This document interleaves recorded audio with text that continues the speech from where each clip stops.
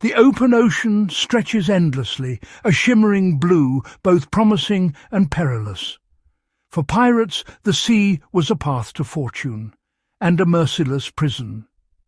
Imagine their ship becalmed for weeks under a blistering sun, water barrels nearly empty.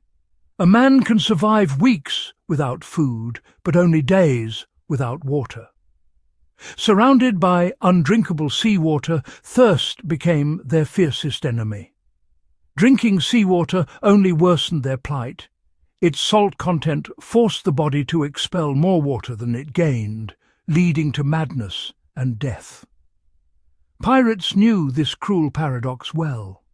Their lives were a constant battle against thirst, the creak of timbers often joined by the coughs of dehydrated men. In this world, a single cask of fresh water was more precious than gold. Gold couldn't quench a burning throat or save a dying man. The true treasure was the life-giving liquid sloshing in the hold.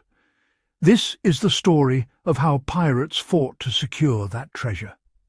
It's a tale of ingenuity, desperation, and the ultimate truth. Water is the currency of survival. But how could they find it in the middle of nowhere? The answer began with the sky above. Their survival depended on every drop. When rain finally fell, pirates sprang into action.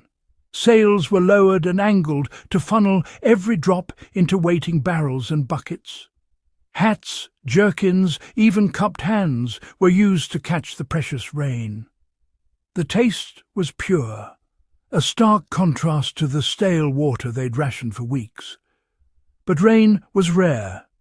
On calm nights, pirates collected dew, soaking it up with cloths and wringing it into containers. It was slow, painstaking work, but every drop mattered. These small victories kept men alive until the next storm. Survival wasn't just about grand battles, but about patience and resourcefulness. Yet collecting water was only half the battle. Keeping it safe was just as crucial. The art of storage would decide their fate. Storing water was a science and an art. The ship's cooper crafted oak barrels, their staves sealed tight and charred inside to filter impurities. A leaky cask could doom a voyage. Even the best barrels couldn't keep water fresh forever. Stagnant water bred foul tastes and wrigglers. Pirates added rum or grog to kill bacteria and mask the taste. Thus grog was born. Barrels were stored deep in the cool hold, secured against the ship's motion. The quartermaster guarded these barrels fiercely. They were the crew's true wealth. Without water, gold was worthless. But when the last cask ran dry, desperation set in. Folklore and frantic experiments took over. Some turned to silver coins, others to fire.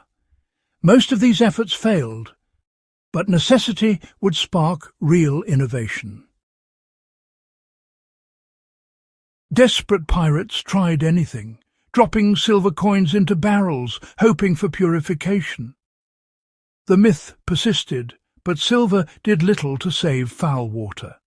Others tried heating barrels of seawater, believing fresh water would appear.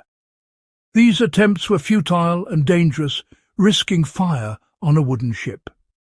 Such acts were born of terror, not ignorance, a last grasp at hope. Dehydration drove men to madness and superstition. Yet among these failures, a real solution emerged. The answer lay in harnessing heat, not with fire alone, but with ingenuity. Distillation would become their lifeline. The pirates' battle with thirst was about to enter a new chapter. The secret to turning seawater into drinkable water was distillation. By boiling seawater, pirates could capture steam, leaving salt behind. The galley became a laboratory. a cauldron of seawater, a metal lid to catch steam, and a container for the fresh droplets. It was slow and fuel-intensive, reserved for emergencies. Firewood was precious, so only the sickest or most vital crew received the distilled water. The process was grueling, the galley a sweltering inferno. But every drop collected was a victory, a testament to human ingenuity. This was practical alchemy, turning the undrinkable into life. Yet there was an even more elegant solution. Pirates learned to harness the sun itself. The solar still would become a silent ally. Survival at sea was a lesson in adaptation. The sun offered hope where fire could not. The solar still was a marvel of simplicity. Pirates dug pits or used shallow containers, filling them with seawater or damp seaweed. A cup was placed in the centre, the pit covered with canvas weighted by a stone. The sun's heat evaporated water, which condensed on the cover and dripped into the cup. It was slow, but on a hot day, a quart of water could mean survival. This method required patience, but it worked while men rested or searched for food. The solar still is still taught in survival manuals today. It's a timeless lesson. With ingenuity, even the harshest environment can yield life. For pirates, it was a quiet miracle. But when water ran low, the real danger wasn't just thirst, it was each other. When water ran low, order on a pirate ship unravelled. The quartermaster rationed every drop, but suspicion and desperation grew. Accusations of theft, fights over spilled cups, and threats of mutiny became common. A captain's authority was tested by thirst more than by battle. History is filled with mutinies sparked by water shortages. Dehydration brought confusion, hallucinations, and violence. Men saw phantom islands, heard imaginary waterfalls, and turned on each other. The final stages of thirst were a descent into madness, a fate more feared than cannon fire.